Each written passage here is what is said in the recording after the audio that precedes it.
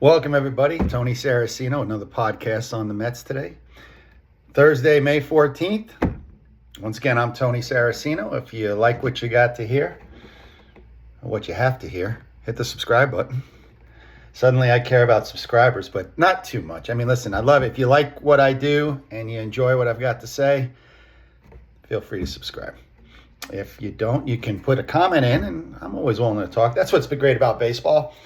It's a game where you can second guess until the cows come home. I wanted to wait. I didn't want to do last night's game and then come in today since the Mets had an afternoon game.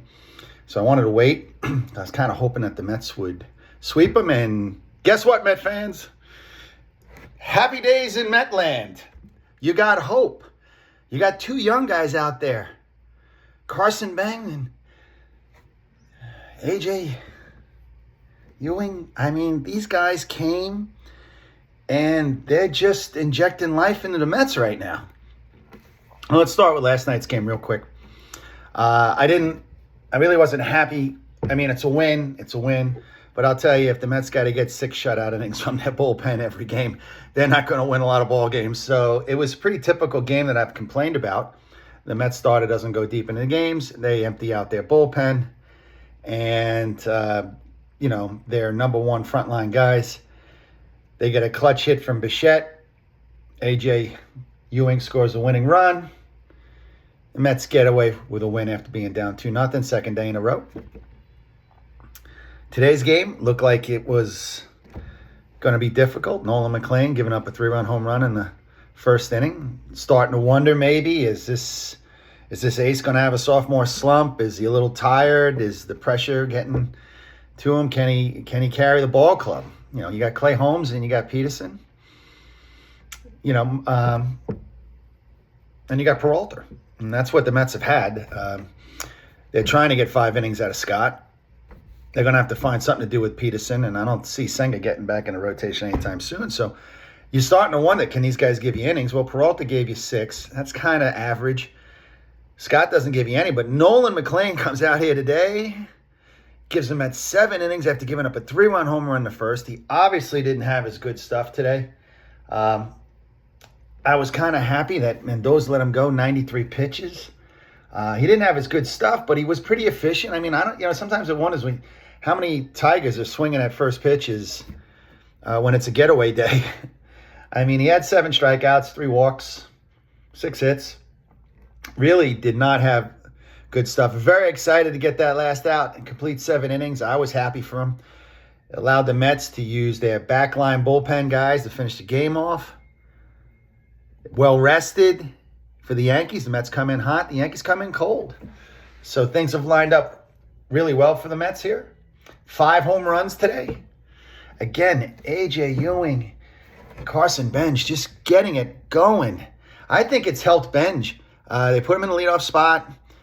His swing is, Darling made a comment today. I agreed with it. His swing is starting to shorten up again. Hit a home run on opening day. It did get a little long. I see him now. He's on the plate, and that's a good way to shorten up your swing. You're looking for an inside fastball. You cannot be long on it. You can't cast out. You got to keep those arms in close to your body and get that bad head out. But, he's so short and quick that he's protecting the outside part of the plate. Had to hit the other way today. Had a foul ball the other way, which was outside. He went with it. So he looked good. He's up there in the leadoff spot. He can run. AJ Ewing can run. I still don't like the fact that they're putting a catcher between these two guys. And I'm kind of curious to what they're going to end up doing with AJ Ewing, because this guy gives professional at-bats every time up. Even when he strikes out, it's a professional at-bat. He sees pitches. That the base hit he hit up the middle for his first hit of the day. Wait, was that his second hit? That was his second hit. Was a thing of beauty. I mean, he hit the thing out of the catcher's glove. And Darling was talking about having a slump-proof swing. I mean, when you're that short and you can wait that long, you don't get fooled by off-speed pitches. You don't get fooled by curveballs. You don't get fooled by changeups. You're not cheating on fastballs. That's the thing that these hitters like to always talk about is you don't ever want to be in between. You don't want to be late on a fastball and early on the slow stuff. And that's getting in between. And he's got that kind of swing with he's so short. He waits so long. He sees the ball so well. He's so calm and relaxed up there. I don't know how long this guy's going to hit 8. It does beg to reason. What are you going to do? You know, did these two go 1-2 at the top of the lineup? I don't care that they're rookies. The Mets are 18-25. Yeah, they've won 3 in a row, but to me, they've got nothing to lose. You get out here right now, and, you know, I have no problem with these guys being at the top of the lineup. They won't go to the top of the lineup. They're going to leave it probably a little bit more balanced. But, you know, Bichette's a little bit concerning because he just doesn't seem, you know, he took an 0 for today. He didn't really have any good at-bats. He did walk once.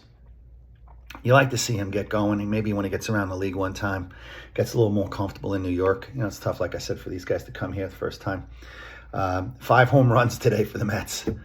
I mean, it was just something. I mean, A.J. Ewing, and then we get the 2-run home run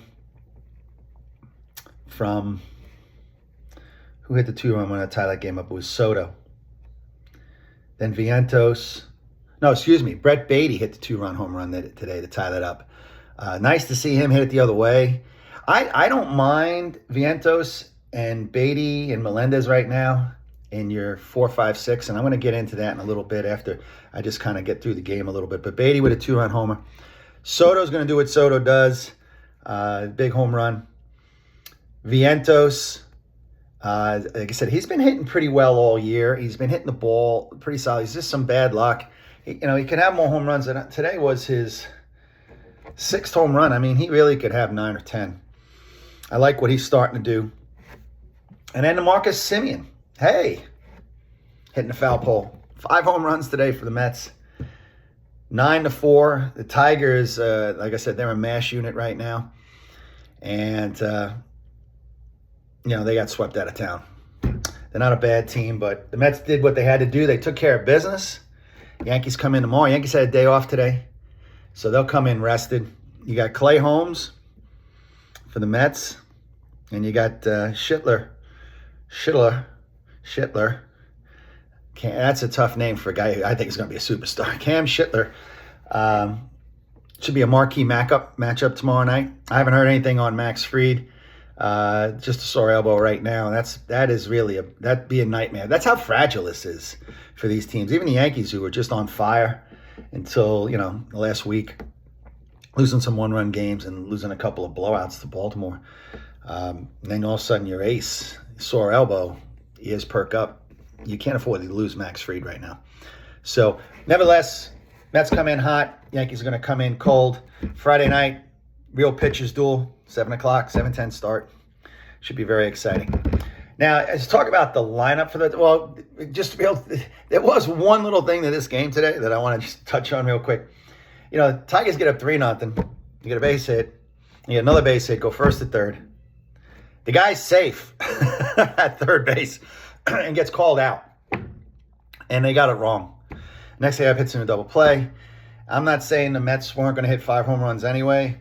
But maybe if that game gets 4-0 or 5-0, things change. You hate to think that one play can be the impetus to, but sometimes that happens. You know, and then they had another call overturned at first base, which was pretty close. Then the Mets had a couple of guys out, and they get overturned. And you just got to think, you know, some days you're the statue, and then some days you're the pigeon. Things just fell the right way today for the Mets. And I really think that replay call was, I don't know what they were watching, but Darling said it. Gary Cohen said, I mean, it was on the base. The guy got there. And, you know, all of a sudden you would have first and third and one out. Or nobody out, excuse me. And turns out now you got a man on first, double play, inning over. Mets come back in that inning. I believe A.J. hit the home. Well, no, I think he hit the home run on the bottom of that inning. And here you go. Mets climb back into it. First time, I think, since the early 2000s that the Mets came back and swept the series down 2 runs in every game. The time before that, I think, was in the 60s against the San Francisco Giants. So, Mets creating a little history, a little buzz with the 2 rookies. Nolan McLean pitching a big game. Last night, bullpen was stellar. Got the day off today. Mets had some clutch hitting. Again, also the kid scores a winning run last night. Ewing scores a winning run. He's in the middle of everything, one of those guys. They said Lenny Dykstra. I could see a little Lenny Dykstra. I almost thought Brett Butler at first. but he seems to get a little bit more power than Brett Butler. But like his at-bats are professional. I think he's a little bit more, he has a little bit more power. And I think he can do a little bit more offensively than Brett Butler. But when I first saw him, I thought of Brett Butler, which is going, back to the Dodger leadoff hitter, Braves. I'm trying to think of who else that he would have reminded me of, but just that type of professional approach all the time. Maybe we're starting to see some of these guys come up here now from the minor leagues. We don't have to have, like I said, the 3-outcome guy. We got these guys now that put the ball in play, go first to third, put pressure on the defense. Mets had a squeeze today that worked, safety squeeze. They had it all working today for the Mets. Good call by Carlos. I really like what he did there. Getting an extra run, just a tack-on run is perfect time for it, safety squeeze. So Mendoza pushing all the right buttons, and here we go. Now, I had some folks come up to me and tell me that the Mets need another power hitter. And they could have been, pardon me, here, I've got this going on here. So they're watching some other shows. I think it was on Francesa's show, which I like Mike Francesa. I think he's got a great show. I listen to him once in a while. So his 43,000 subscribers and my 7 or 6. One of those is my girlfriend. Another one's my best friend. Another one's my son. So it's a slow, thanks, guys. But he was somebody told me they were watching his show, his podcast, and he was talking about Trout or Rafael Devers. And I'm telling you straight out, I don't want any of these. I don't want those two guys here. I'll start with Trout, why I don't want them. This is 4 years ago. I take that chance on Trout. Had one injury season, comes back 120 games, or 2 injury seasons, then he comes back for 120 games, hits 40 homers. Okay, I'll take the chance there, and if I had, I'd have been wrong. Another 3 years go by, and he's been hurt. Every year he played a decent amount of games last year. He didn't look like Trout. Now he's had a good month here, and everybody's like, get Trout. I don't see, it's $168 million, and I know Cohen doesn't care, but the problem is when you get these guys, even if the Angels pick up a big part of his salary, the problem is, and I said this with Teixeira, when you sign a free agent and you sign him to a 10-year contract, the last 3 years of that contract, you're not going to get the return on the dollar, right? But you're going to play the guy. So now you've got a roadblock in the middle of your lineup. And this guy wants to play center field. Trout doesn't want to play left field, right field. He don't want DH. I'm watching the Angel game the other day, and they're talking about it. He's like, Trout's in center field right now. He wants to play center field. There's a lot left on that contract. They got 3 more years. They're going to play him, and I don't. It's a big name. It'll put some. It's not like getting Piazza in his prime, and it's not the type of. I don't see that as the answer. I just see that as a landlocked guy you're going to pay a lot of money to, that you're not going to go out and sign other guys because you've got this guy in the middle of your lineup. And he has never been a middle of the lineup guy anyway. He's been a leadoff hitter. So now you're going to bat him 4th, right? You got to bat him after Soto. Even if the Angels pick up a lot of money on him, like I said, he's owed $168 million right now. He's up to 248. Great splits. Gets on base at a 410. On base percentage right now. He is signed through 2030. So you got 3 years, so 3.5 years on that to go. All right. 32 years old, I think, right now. 34. Okay. So he hasn't had a healthy season, a complete season, played more than 130 games one time since 2019. 2019. We're 2/3 through the decade right now. And we're going back into the last decade. So I don't think that's going to really be the fit here. I also heard Rafael Devers. I do not want Rafael Devers here. You got Vientos playing first base, and he can't play first. Devers he's got a hubcap for a glove. I mean, I'm telling you straight up, he can't catch a cold. He couldn't catch anything. I mean, this guy is really a bad fielder. Career-wise, he hit, he was a good home Fenway player. He hit 284 lifetime at Fenway Park, 260 on the road, 264. Didn't hit well in San Francisco right now. His average is coming up. He's got 5 homers. Yankee fans might be excited, because he killed the Yankees, but I don't see him as a good fit for the Mets. His glove is horrendous. And you got Polanco. I don't know where he's coming back. You got Roberts. You got Lindor here. Just be patient. You got to sweep. You take 2 out of 3 from the Yankees. And, now you're 6 games on the 500. And, we're only in mid-May. It's not 10 games. They're not going in the wrong direction. Pick up 4 games this week. Next week you pick up 2. Next week you pick up 2 after that. Next week 2 after that. And on June, first week of June, you're at 500. Maybe even better before that. Could be. These kids are putting some life into the Mets. They've got 3 decent starters. They got a decent bullpen. They could use, they're talking about Jay Tong. He's struggling down there right now at AAA. But, not everybody starts to have pitching problems at some point for the Met. Every team. Are we going to worry about the 5th starter? If Christian Scott could do his thing, you could get something out of that. I like that. I do like him. I think they should, try to let him go. I don't know. They just really don't want him going 3 times through the lineup. I don't know if they can get Peterson fixed. I don't know about Senga. I really, really, really don't know about Senga. Scott is a 2-time through the lineup guy, which has been unfortunate. Beyond that, they would have to go. They'd have to go to the minor leagues, unless you're going to keep going with an opener. And Manaea can throw 4. You really start to piece that together. That's not a long-term solution. So, they're going to either have to go to the minors or acquire a starter if they don't fix Peterson or they don't fix Senga. And right now, they were talking about Tom and some struggles in the minors. I didn't think he was ready when he was up here last year. He had some good starts, and then they just hammered him. Right now, where is Tom? I'm sorry, guys. Show non-major. Yeah, last year, he had a 7 ERA. He wasn't ready for the big leagues. He wasn't McLean. All right, so right now, 1-2 with a 4.46 ERA. 36 innings, 23 hits. There's nothing wrong with that. 21 walks. There's a lot wrong with that. 52 strikeouts. So, he's having a little trouble here, with his control, and that's not good. And you can come to the big leagues. You don't want to have control problems when you're in the minors because they're not going to get better in the majors. Guys don't find that.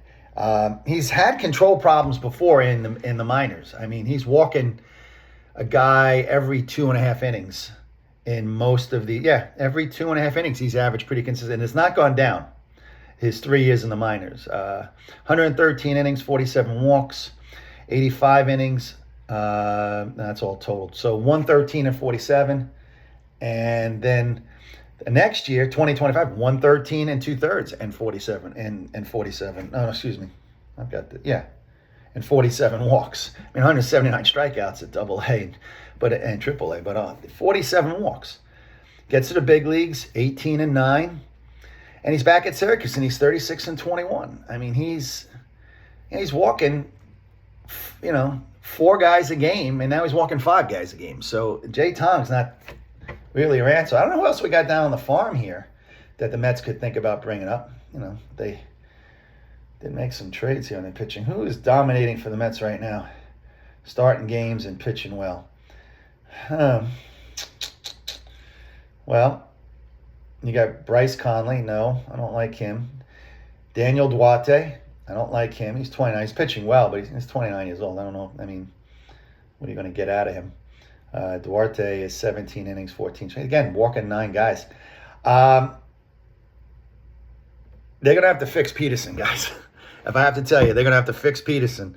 I don't see them fixing Senga. Senga hasn't been the same since he pulled his hamstring. Everybody blames Pete Alonso for the throw that got it sprained. But in all honesty, that was just a freak play. So, with that said, things are still pretty good here, though. 3 in a row. Swept the Tigers. Did what you're supposed to do. Took care of business. Yankees coming in 18 and 25. Okay, could be worse. All right. God forbid they got taken 2 from the Tigers, especially the way that team looked. So it's time to be a little excited in Metland. You got some hope. You got something on the horizon. I love these two young kids, and let them do their thing. Play them. Let them do their thing.